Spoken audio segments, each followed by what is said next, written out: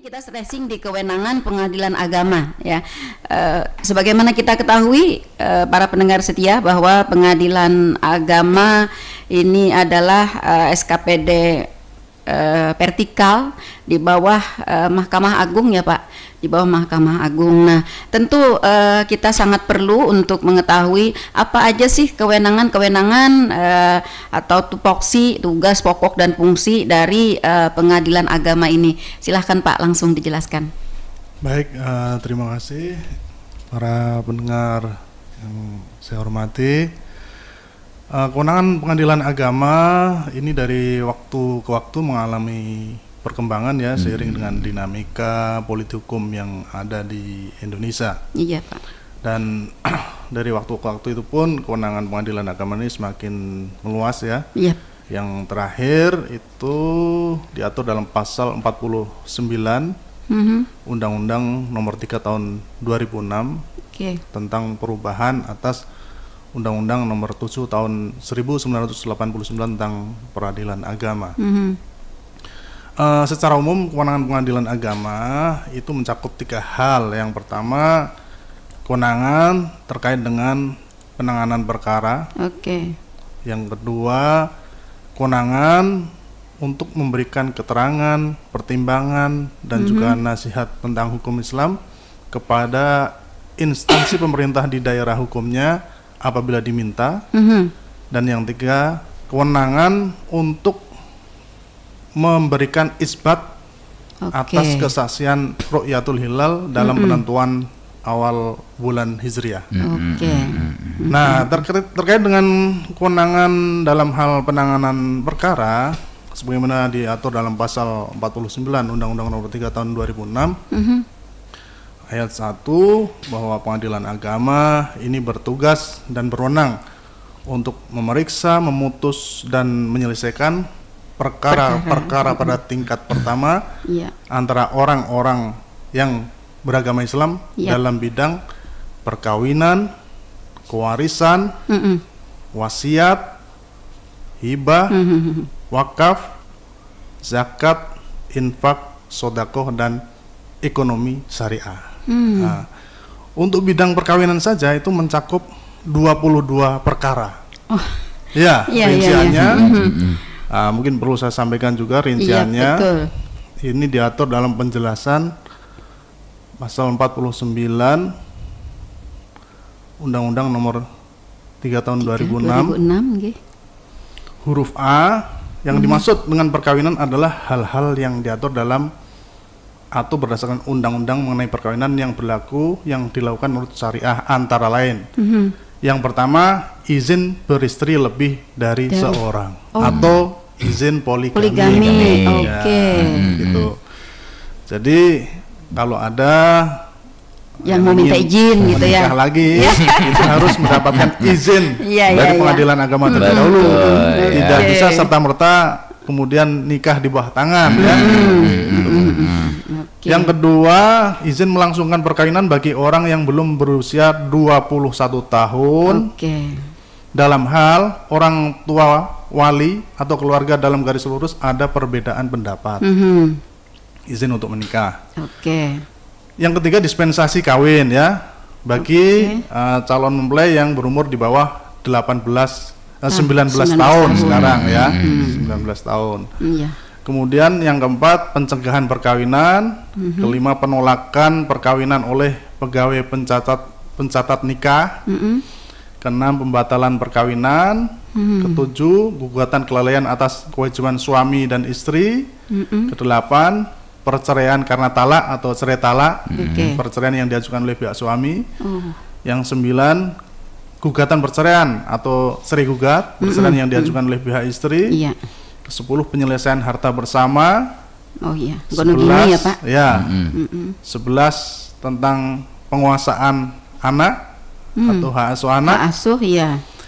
Kemudian 12, penetapan ibu dapat memikul biaya pemeliharaan dan pendidikan anak apabila bapak yang seharusnya bertanggung jawab tidak mematuhinya.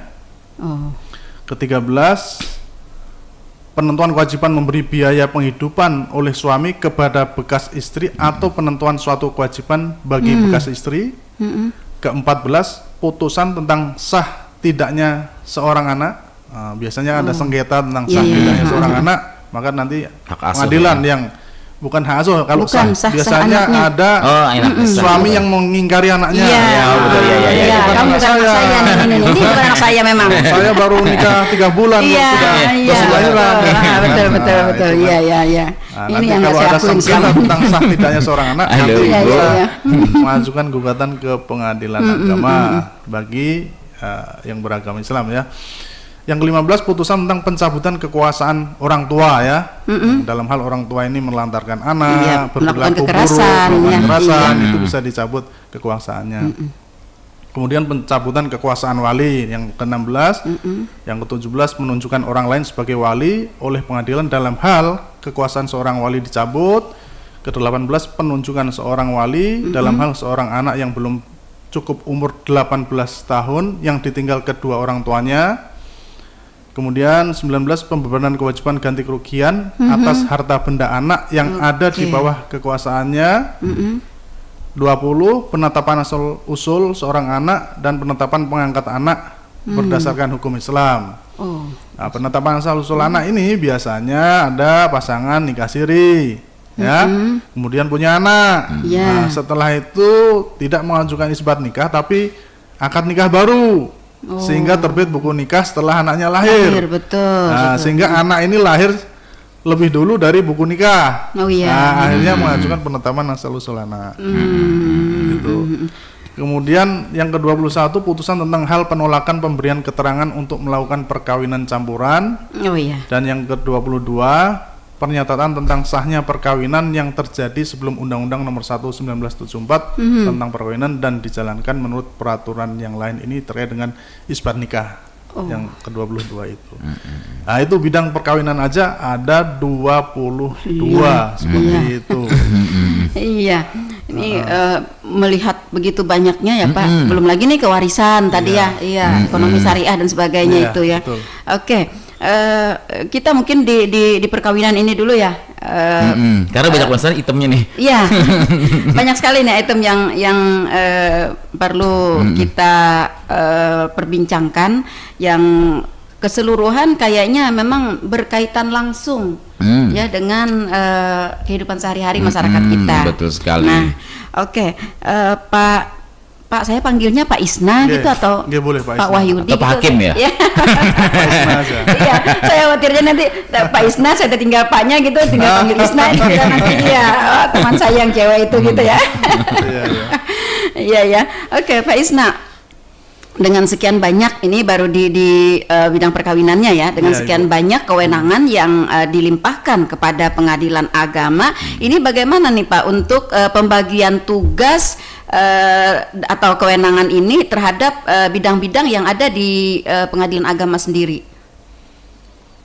Jadi begini Bu, yang pasti nanti semua perkara yang menjadi kewenangan pengadilan agama itu kan dapat diajukan ke pengadilan agama dan itu nanti ketua majelis, maksud saya ketua pengadilan yang akan mempelajari berkas dan menentukan majelis hakim yang akan menangani perkara yang diajukan ini. Seperti itu. Jadi ada pembagian perkara oleh ketua pengadilan agama seperti itu. Bidang-bidang tugasnya Pak di pengadilan agama kalau boleh tahu terdiri dari apa aja Pak?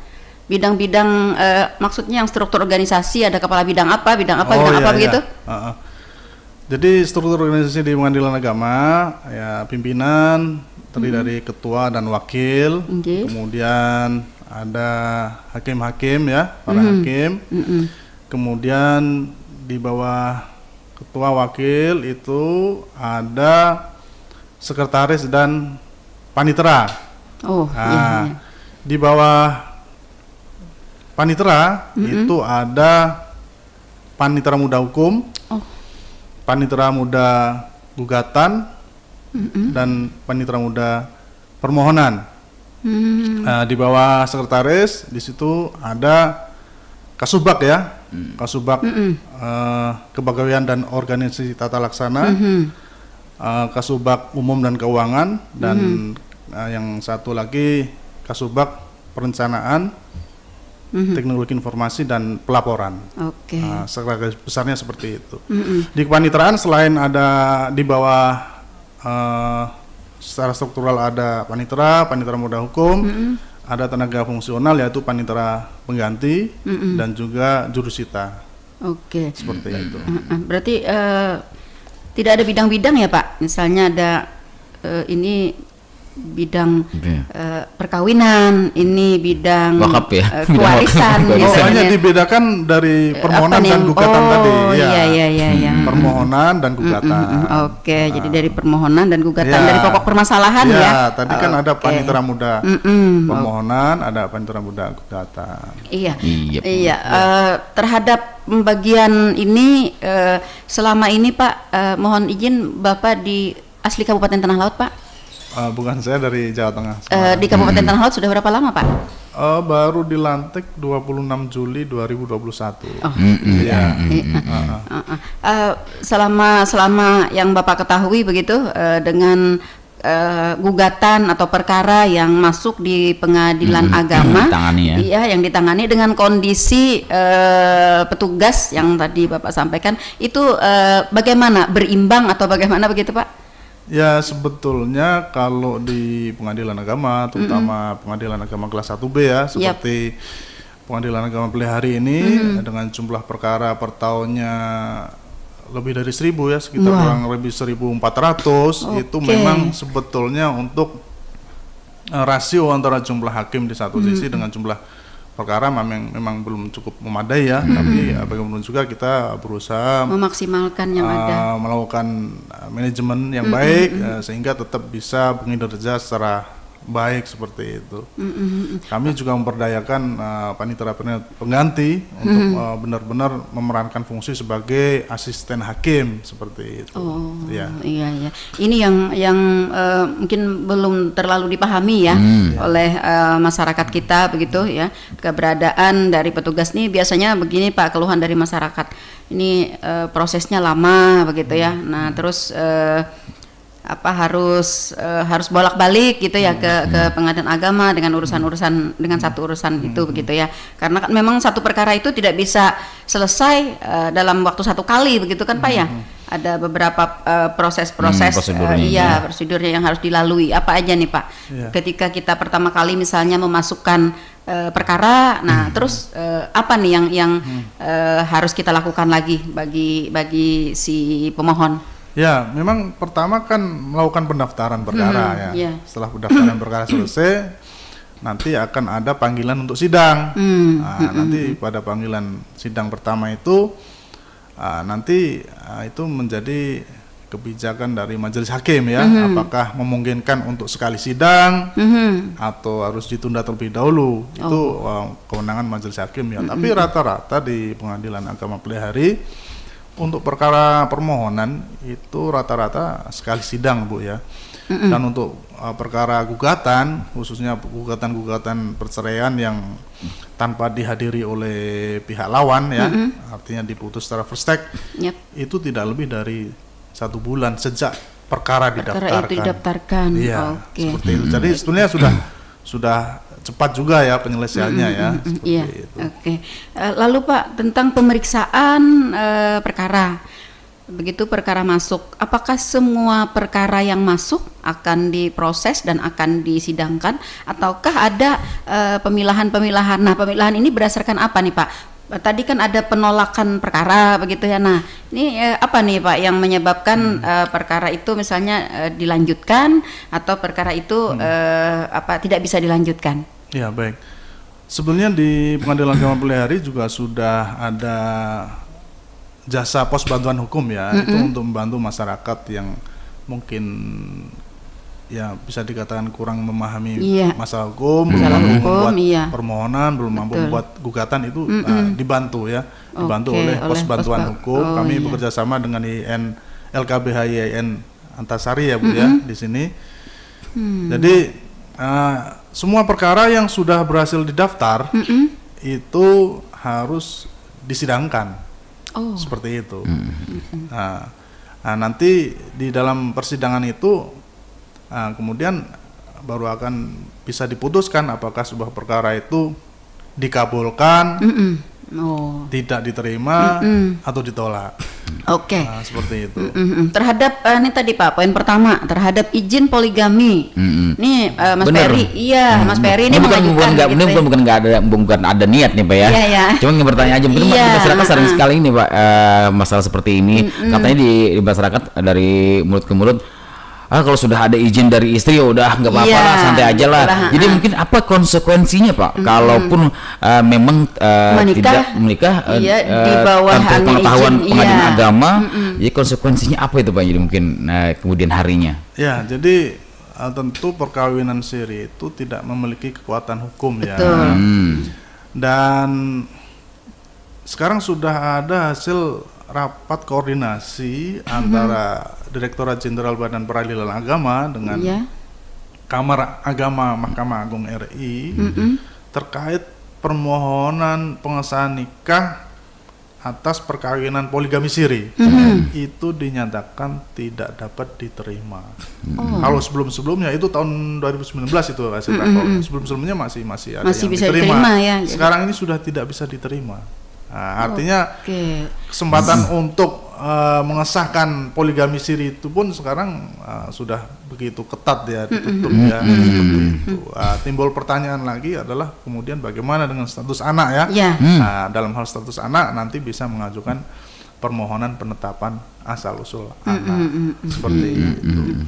Tentu konsekuensinya ketika perkawinan dengan istri kedua yang dilakukan secara siri itu tidak memiliki kekuatan hukum, istri kedua itu tentu tidak akan mendapatkan hak apa-apa begitu ya, yang timbul akibat dari perkawinan seperti itu, termasuk hak waris, harta bersama seperti itu, tidak akan mendapatkan itu. Iya, apalagi diam-diam ya Bu ya. Iya, seperti itu. Terengah-engah ya. Makanya itu. Nih soalnya kita banyak menemui Pak ya, banyak menemui. Sekali, tidak jauh ya. Tidak jauh. Makanya itu banyak di masyarakat kita begitu ya. Jadi izin poligami ini hanya dilakukan dengan istri begitu, istri pertama ya. Tapi kebanyakan yang nggak tahu Bu izin istrinya juga. Ya, ada juga ya. Parah lagi. Soalnya kalau parah lagi. Soalnya kalau istri pertama tahu kan bisa Perang Dunia Kedua gitu ya.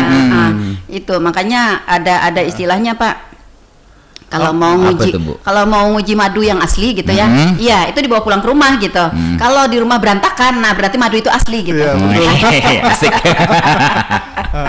Jadi seperti itu. Nah, lalu Pak, seseorang yang mengajukan izin poligami ke pengadilan agama, ini prosesnya ini seperti apa Pak? Apakah serta merta diizinkan, dikeluarkan penetapan diizinkan begitu, ataukah ada sebuah proses lagi begitu? Ya baik, tentu meskipun namanya itu permohonan izin poligami ya, tetapi konstruksinya itu nanti dalam bentuk gugatan ya. Jadi ada pemohon itu pihak suami dan termohon itu pihak istri pertama.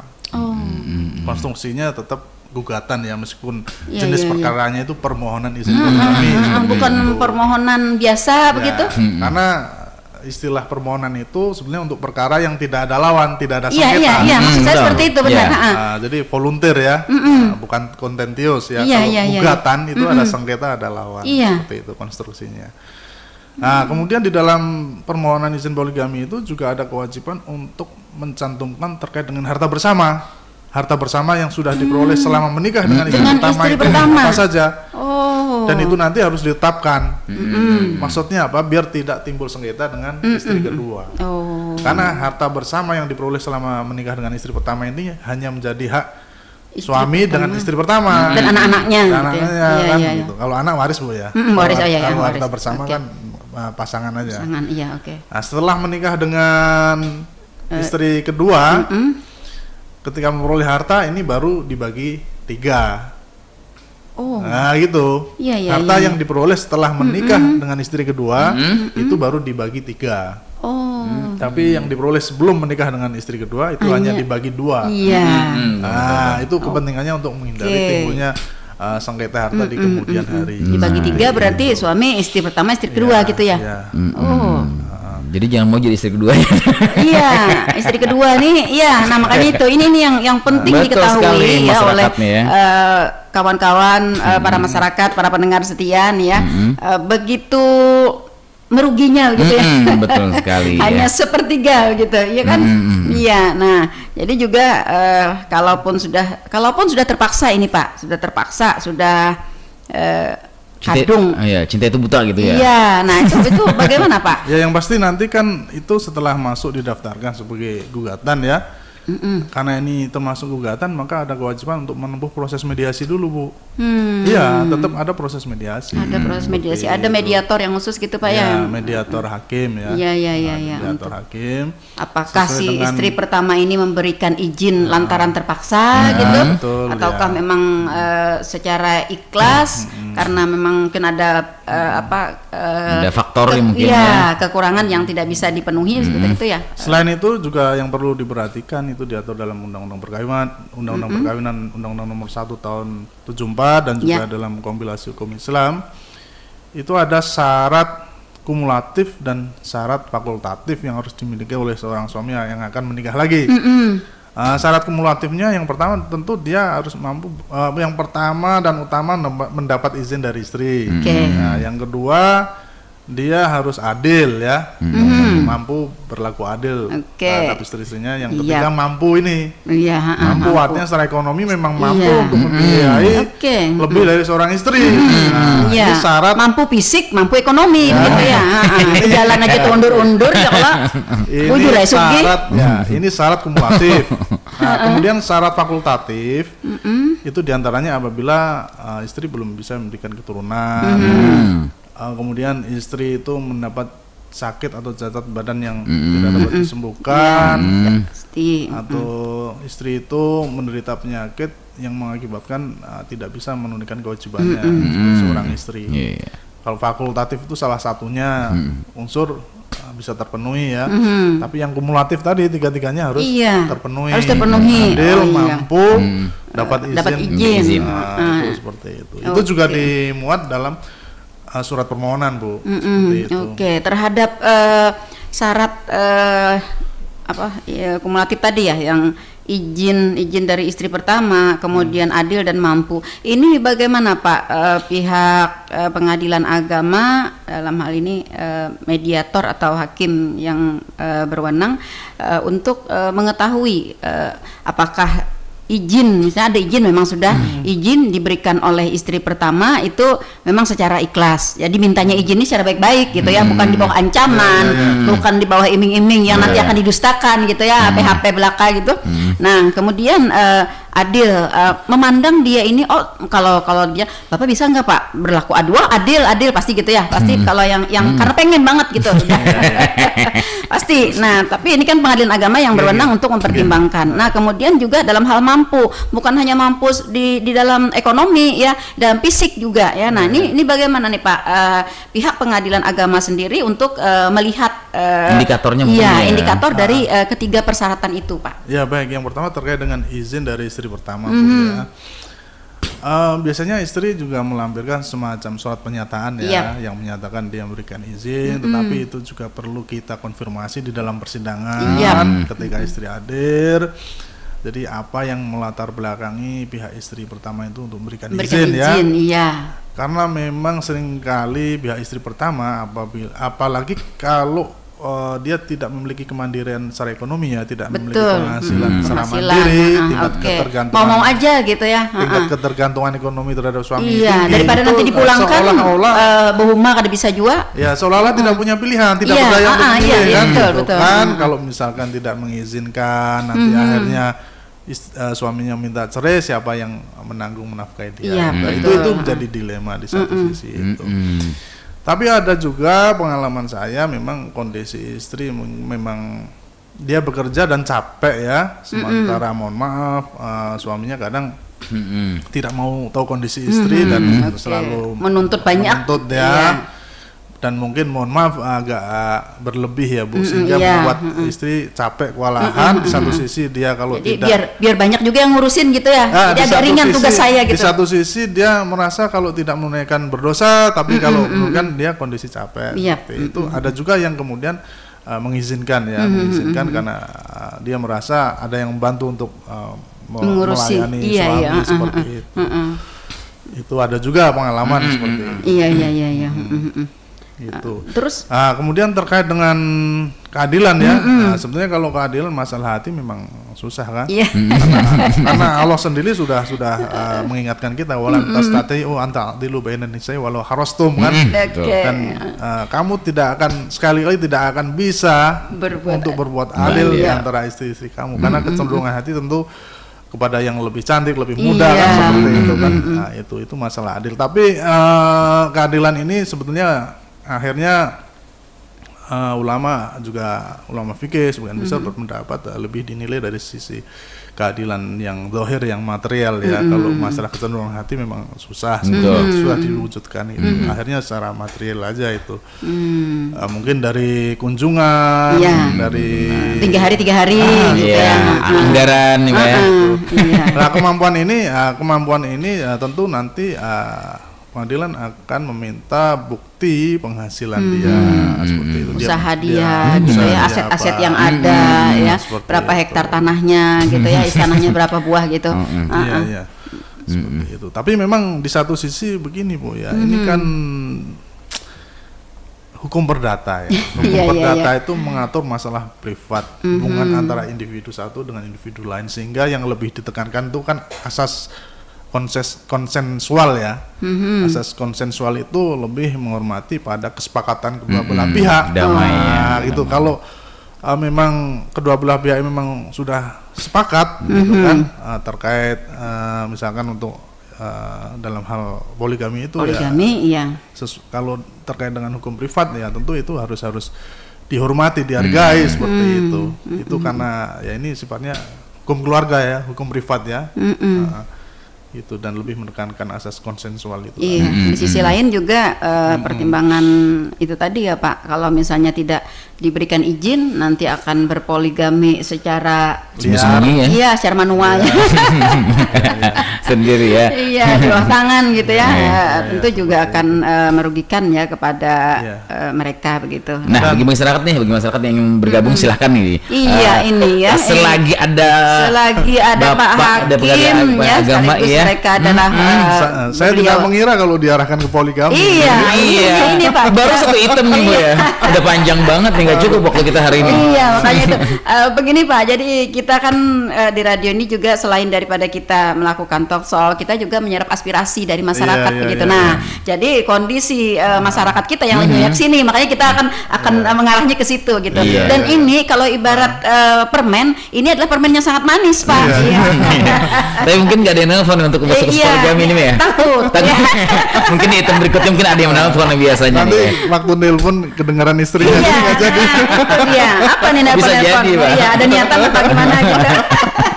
Iya. Nah itu Pak ya, yang lebih banyak dipertanyakan oleh masyarakat kita, dan lebih banyak juga nih yang terjadi di masyarakat kita. Nah, terhadap poligami yang sudah berjalan gitu, Nah, ternyata setelah talk show ini mungkin dia diam-diam mendengarkan gitu ya. Nah, lalu mau melegalkan begitu Pak. Nah, tadi kan tidak dapat diterima ya. Nah, lalu solusinya seperti apa Pak? Ya itu tadi, jadi niat baik nih. Memang ada hasil rakor yang menyatakan demikian ya. Tapi bagaimana juga itu nanti juga hakim pun memiliki independensi ya. Kalau memang hakim itu punya pertimbangan lain, itu boleh-boleh saja untuk misalkan berbeda pendapat dengan hasil rakor itu ya. Sebenarnya hasil rakor itu kan maksudnya untuk menjaga kesatuan hukum. Jadi biar ada kepastian hukum. Tapi ini tidak bisa membatasi atau membelenggu independensi hakim ya. Karena hakim itu sifatnya independen dan itu kan sifatnya hasil rakor saja ya, belum selama ada pertimbangan-pertimbangan khusus ya. Seperti itu. Artinya itu ya, meskipun ada hasil rakor tapi tetap nanti dikembalikan kepada hakim pemeriksa perkara itu ya untuk mempertimbangkan itu. Dalam hal memang perkara tidak dapat diterima, sebenarnya kan ini untuk menghindari adanya poligami liar. Dan ini juga terkait dengan perlindungan perempuan ya dan anak itu kan ada Perma nomor 3 tahun 2017 itu tentang pedoman mengadili perkara perempuan berhadapan dengan hukum. Itu muaranya ke situ, Bu. Dalam hal memang nanti perkara tidak dapat diterima oleh hakim memeriksa perkara, ya bisa mengajukan penetapan asal usul anak. Gitu. Untuk status anaknya ya. Iya, kalau sudah punya anak gitu ya. Seperti itu. Makanya saya sarankan jadi masyarakat, terutama pihak perempuan itu jangan mau untuk dinikah siri sebagai istri kedua ya, seperti itu. Karena nggak bisa nuntut apa-apa ya, Pak. Iya, kalau tidak punya hak apa-apa begitu. Iya. Karena yang dalam perkawinan siri yang paling diuntungkan laki-laki. Iya, kayaknya semuanya deh. Iya, yang paling dirugikan perempuan dan anak. Iya, betul. Nah itu ya, jadi ini menjadi sebuah pencerahan, Pak, bagi seluruh masyarakat kita, para pendengar setia Radio Tanjung Padang FM ya, untuk dapat mempertimbangkan untuk menjadi istri kedua dalam kondisi siri begitu ya. Nah, jadi seperti itu karena cuman begini, Bu, mohon maaf ya, banyak perempuan yang tidak suka madu, gitu. Ya, tidak suka madu, madunya pahit gitu ya. Tapi mau dimadu, wah itu yang juga jadi masalah kan? Iya. Nah itu dia. Ya, banyak sekali ya problematikanya. Iya, ini memang kalau dari awal memang pembicaraannya itu memang semanis madu jadi manis ya. Ya, jadi tapi setelah berjalan gitu, nah tiba-tiba akan berubah madunya itu menjadi madu yang pahit gitu ya. Ya mending kalau madu pahit jadi obat gitu ya, tapi ini madu pahit memang pahit beneran gitu ya. Menyiksa ya, sehingga akan merugikan kepada perempuan, apalagi sudah ada anak ya, akan merugikan kepada perempuan itu sendiri dan juga anak yang diperoleh dari hasil perkawinan poligami yang siri tadi ya. Jadi ini yang perlu dipahami oleh masyarakat kita ya. Mudah-mudahan nih memberikan inspirasi ya kepada seluruh masyarakat kita yang akan gitu ya. Nah, yang akan bisa nggak jadi. Betul. Bisa membatalkan. Ada pertimbangan jadinya, Bu ya. Iya. Betul sekali. Paling tidak ada pertimbangan lah begitu. Agar tidak menjadi orang ketiga ya. Nah, di antara hubungan saya dan kamu gitu. Iya, ini kan sangat merugikan ya. Oke, baik Pak. Ini tadi ya terhadap persyaratan yang tiga tadi. Nih, adakah Pak upaya misalnya dari ini, karena memang namanya manusia ya Pak ya, kemudian namanya juga lagi pengen banget gitu ya. Masih poligami nih? Masih satu lagi. Ya. Ini lagi gergetan di sininya nih ya. Iya. Adakah upaya dari pengadilan agama untuk misalnya melakukan kunjungan lapangan begitu untuk cek and recheck dengan keberadaan dari persyaratan itu Pak? Kalau kami terkait dengan yang kemampuan, Bu ya, yang kemampuan memang kami tidak sampai melakukan pemeriksaan setempat ya terkait dengan kemampuan itu. Tapi kalau terkait dengan nanti kan ada penetapan harta bersama, nah itu kita dari situ kita bisa cross check juga itu harta bersama yang sudah diperoleh selama ini gitu. Tapi mohon maaf, Bu, memang sebetulnya kalau perkara-perkara yang masuk itu, Bu ya, untuk izin poligami itu justru bukan diajukan oleh pengusaha-pengusaha kaya, orang-orang yang mampu, yang berkecukupan berlebih ya. Iya, kadang buruh bangunan, kadang tukang beca. Penyiar radio ada nggak ya? Seperti itu, Bu. Nah itu dia Pak, yang tapi tetap diberikan izin ya dengan pertimbangan-pertimbangan sesuai dengan ketentuannya ya. Kesepakatan, karena sudah ada kesepakatan. Oke, bagi rekan dengar nih sekali lagi ingin bergabung ya. Ya kita kita poligami udahan nih, jadi silakan aja untuk telepon saya item selanjutnya ya. Karena mungkin gak mau telepon, Bu. Iya, takut. Nah, iya. Kalau misalnya setelah selesai talkshow ini Pak, ada yang masih misalnya ada yang mau bertanya mungkin secara diam-diam gitu ya, secara apa gitu. Ada hotline yang bisa dihubungi atau gimana begitu? Ada, Bu, sebentar saya cek dulu ya. Saya nomornya belum hafal. Bisa konsultasi online gitu. Iya. Iya. kami ada, ini kemarin udah di-share sama sekretaris. Nah, untuk nomor layanan atau konsultasi via WhatsApp itu bisa menghubungi 081 254 598 875. Ya. Oke. Nah, itu ya. Yang hari ini tidak berani bertanya. Iya, silahkan nanti kalau pas tidak ada siapa-siapa di samping gitu. Atau mencari tempat yang sunyi gitu ya. Nah, itu artinya meragukan perizinan juga Bu kalau sunyi ya. Mungkin Pak di kantor sendiri Pak terkait mungkin ada ruangan khusus juga spesial konsultasi ini.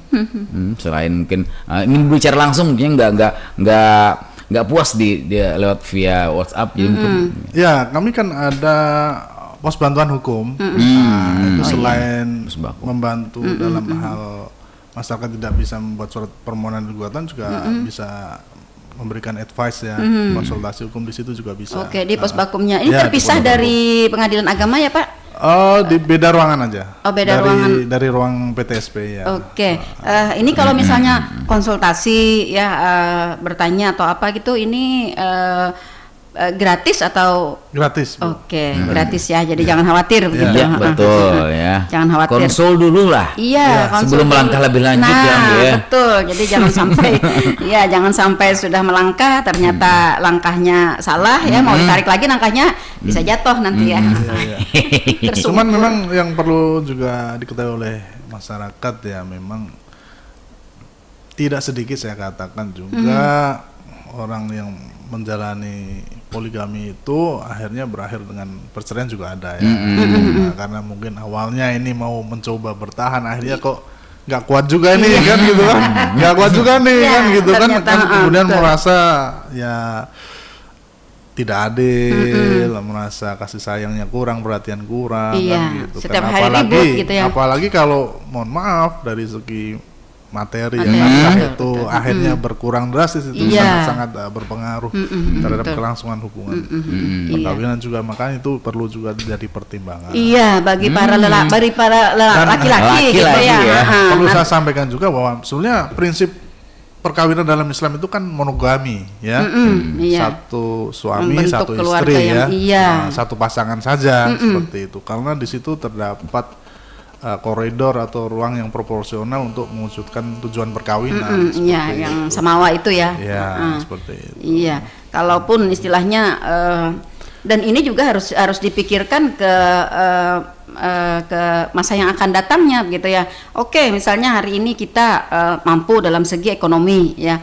Apakah nanti ekonomi kita itu kita jamin bertahan sampai beberapa lama begitu ya, sehingga dapat memberikan nafkah kepada dua dapur, ya, dua dapur gitu ya. Nah, jangan-jangan nanti kita harus pontang-panting gitu ya. Ini bagi laki-laki ya, bagi laki-laki. Banting tulang dibanting. Iya, kalau bahasa Banjarnya tuh Pak, berhampas bepangkung, paham ya? Nah, bekerja berhampas bepangkung gitu, akhirnya tulang patah, tulang terbanting tadi. Nah, tidak mendapatkan kenikmatan ya dalam sebuah keluarga.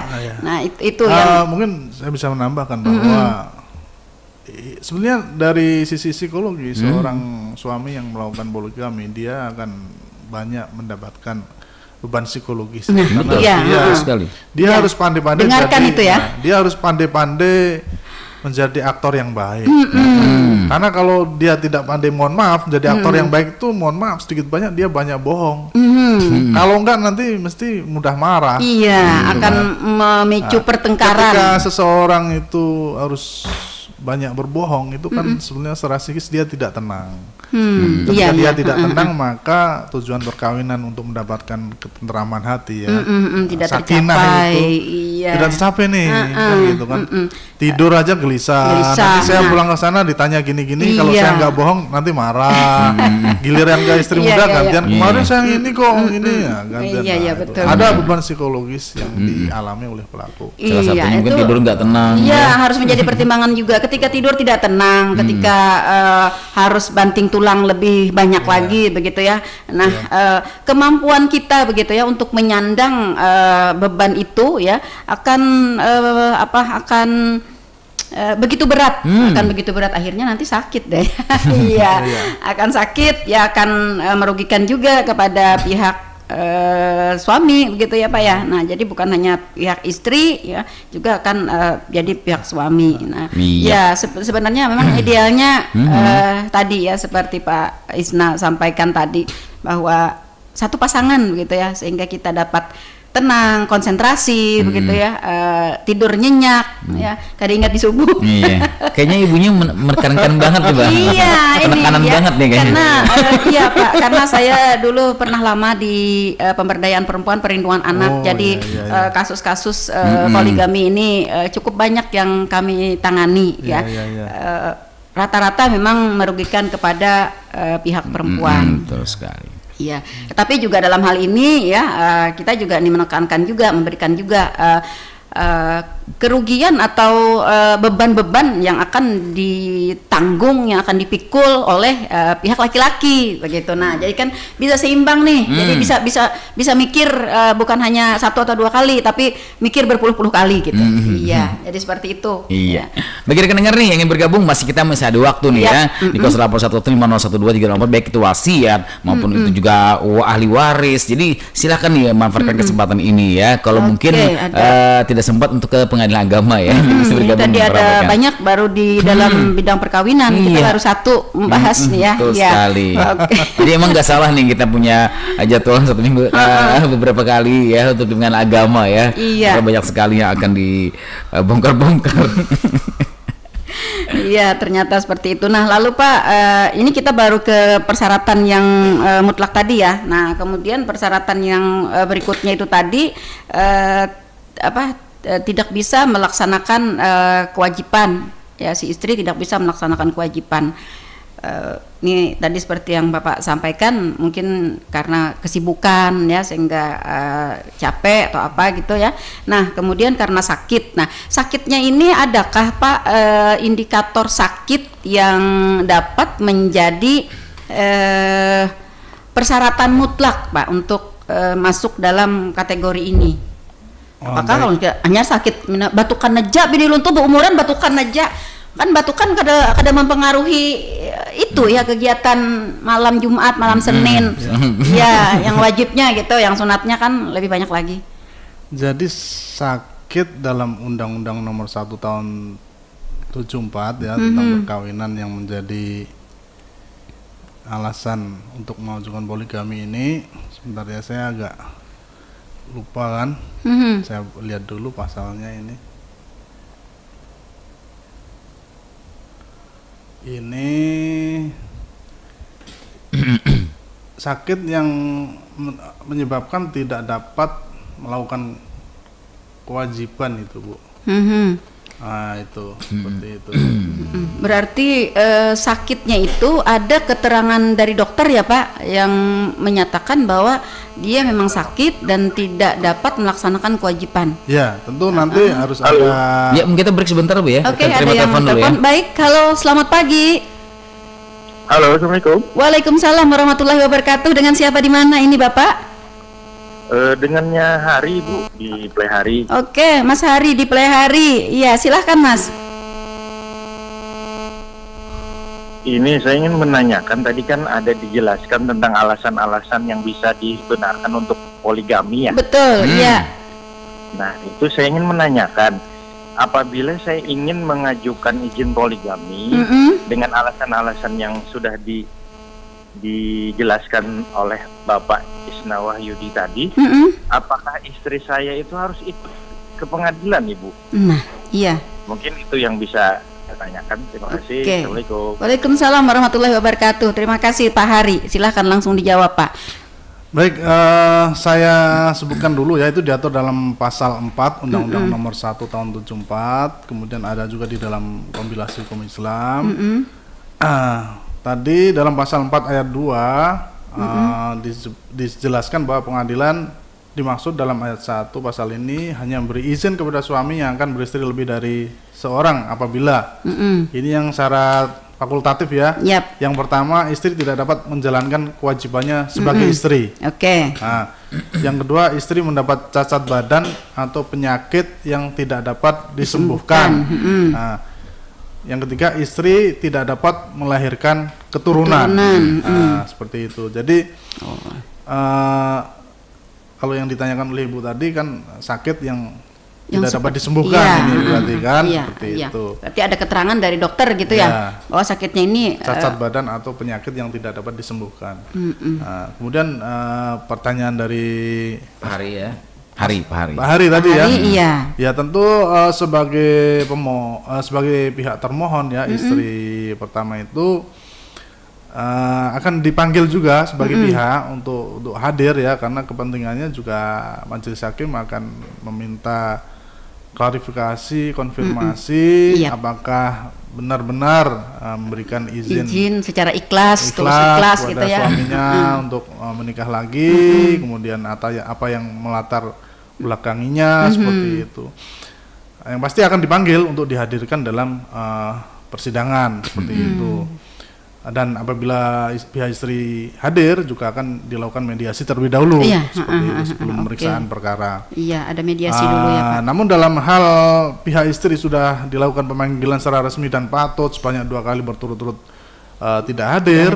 Tentu persidangan juga tetap dapat dilanjutkan tanpa kehadiran pihak istri seperti itu. Kalau misalnya di dalam mediasi misalnya Pak ditemukan ada hal-hal yang tidak, atau ada hal-hal yang menyimpang ya dari ketentuan, misalnya nih izin sudah ada nih, ada suratnya Pak, ada izin tanda tangan suami, tanda tangan istri begitu ya. Nah tetapi ketika di mediasi itu ditanya kepada istri, apakah ini Bu ada izin, apakah memang benar nih tanda tangan ibu memberikan izin begitu. Nah terus si istri ya sebagai termohon ya tadi ya menjawab memang benar tuh saya memberikan izin, tetapi menjawabnya dalam situasi mungkin yang emosional, yang apa begitu, itu pertimbangannya bagaimana tuh Pak?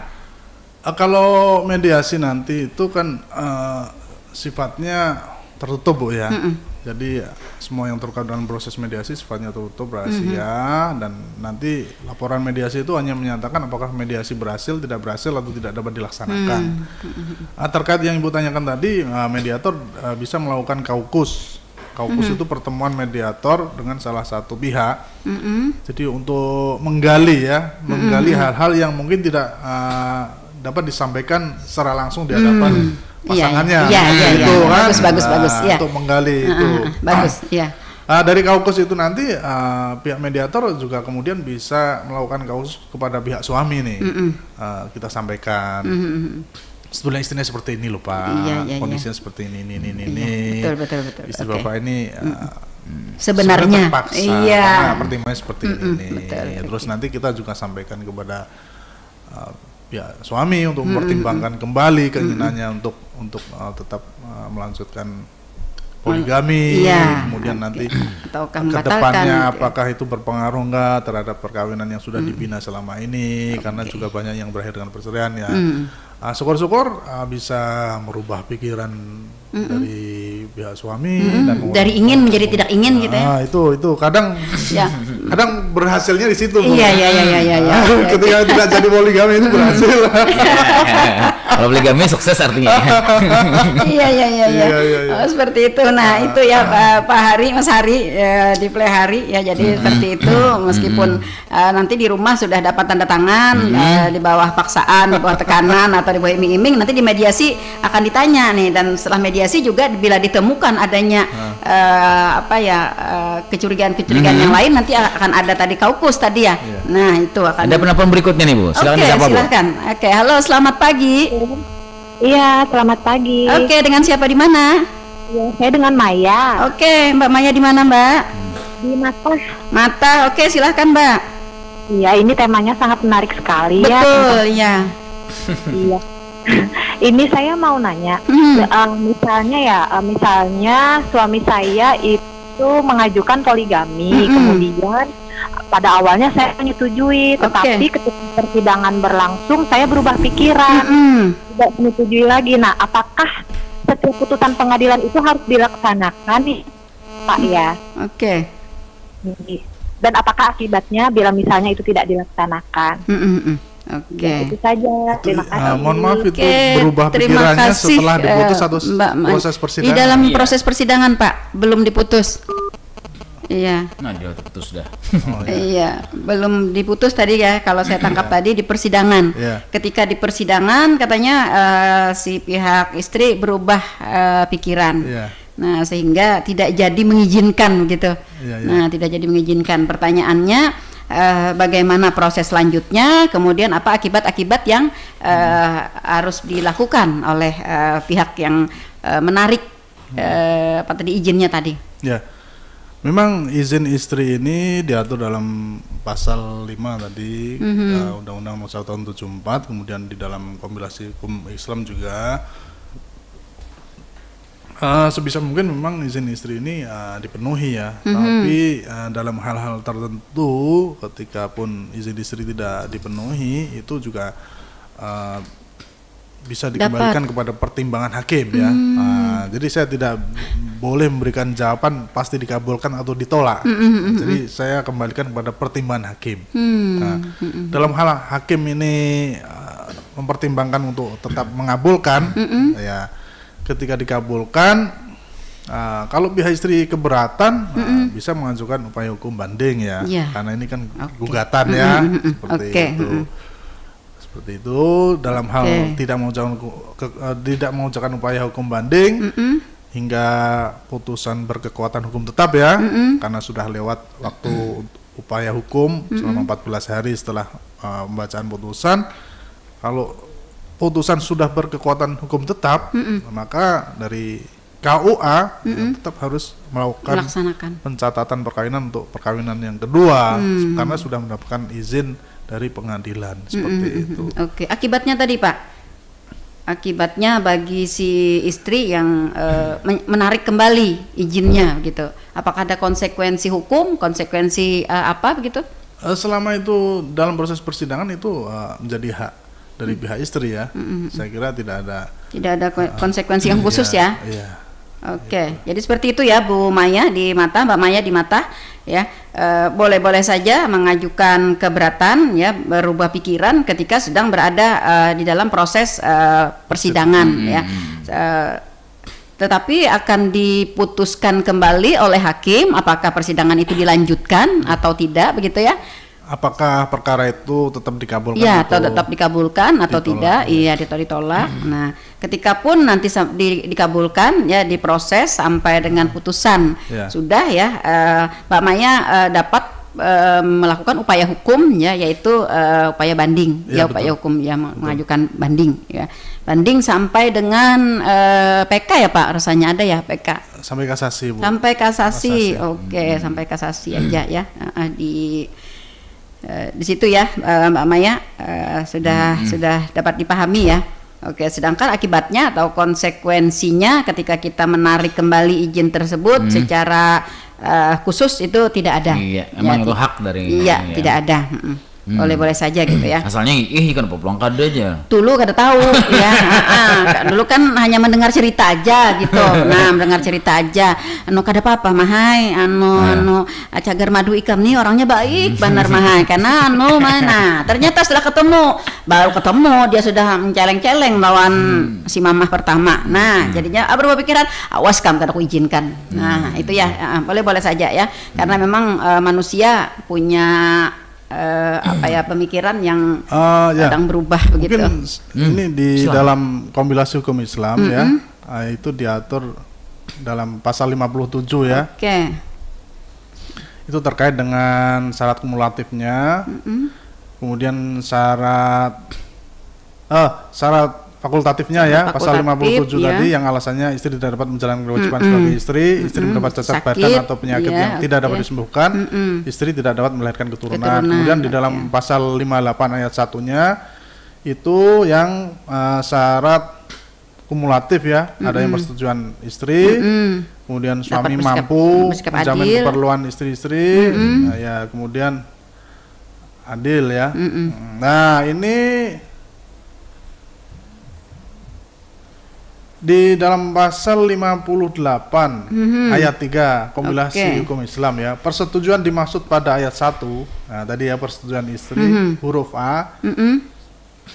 Tidak diperlukan bagi seorang suami apabila istri atau istri-istrinya tidak mungkin dimintai persetujuannya dan tidak dapat menjadi pihak dalam perjanjian atau apabila tidak ada kabar dari istri atau istri-istrinya sekurang-kurangnya 2 tahun atau karena sebab lain yang perlu mendapat penilaian hakim. Itu jadi ada ketentuan ayat seperti itu di dalam KHI. Memang kalau tidak dapat dimintai persetujuannya ya, tapi karena alasan bukan istrinya tidak bisa hadir di persidangan ya seperti itu. Mungkin karena mungkin terkait dengan sakit mungkin ya nanti si istrinya tidak bisa tidak bahasanya tidak mungkin dimintai persetujuannya dan tidak dapat menjadi pihak dalam perjanjian gitu. Mungkin yang mengalami gangguan jiwa atau misalnya dalam kondisi koma misalnya ya gitu ya, tidak cakap hukum ya seperti itu. Jadi memang seperti itu ya diaturnya. Itu ya Mbak Maya di Matah ya, sudah dapat dipahami ya Mbak ya. Oke, tentang apa yang Pian tanyakan ini di akhir-akhir ternyata ya para pendengar kita ya, padahal waktu kita sudah berada di penghujung sekali ya untuk ketentuan poligami ini, padahal lebih banyak lagi nih yang mau next, kita Pengadilan Agama akan hadir lagi di sini dengan item yang tersisa. Tapi jangan khawatir ya para pendengar setia Radio Tuntung Pandang FM ya, kita sudah melakukan MOU dengan Pengadilan Agama ya, pihak Dinas Komunikasi dan Informasi Kabupaten Tanah Laut sudah melakukan MOU dengan Pengadilan Agama untuk menjadwalkan talkshow atau juga bincang-bincang atau juga penjelasan dan pencerahan pada pendengar setia Radio Tuntung Pandang FM melalui studio Radio Tuntung Pandang secara berkala ya, secara rutin dan juga secara khusus seperti itu. Iya. Baik, sebelumnya saya ingin menyampaikan kepada para pendengar setia Radio Tuntung Pandang kalau Pengadilan Agama Pelihara ini sudah melaksanakan pembangunan zona integritas ya, untuk mewujudkan wilayah bebas dari korupsi dan juga wilayah birokrasi bersih melayani. Oleh karena itu kami mohon dukungannya, dan jika ada mungkin petugas atau pegawai kami yang meminta imbalan untuk melakukan pungutan liar ya, memberikan janji-janji seperti itu, bisa melaporkan ke nomor pengaduan Pengadilan Agama Pelihari melalui nomor telepon atau WA di nomor 0811 51 50 444.